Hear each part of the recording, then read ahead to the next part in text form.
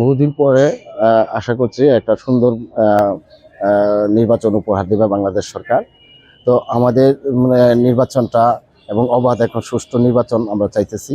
পাশাপাশি আমরা দেখছি যে অন্যান্য নির্বাচনের বিষয় নিয়ে যারা প্রার্থী আছে তারা দীর্ঘদিন ধরে মাঠে কাজ করতেছে, কিন্তু সরকার গণ ভোট একটা নামে করছে যে হা বা না। অন্যান্য প্রার্থীদের মধ্যে যে প্রচার প্রচারণা আছে তাদের মতো হা বা না ভোট তেমন আমরা একটা প্রচার প্রচারণা দেখছি না। তো আমি আশা করি সরকারকে বলবো যে হা বা না ভোটের বিষয়টা নিয়ে একটু বেশি ভাবা দরকার এবং বেশি একটা প্রচার প্রচারণার প্রয়োজন আছে।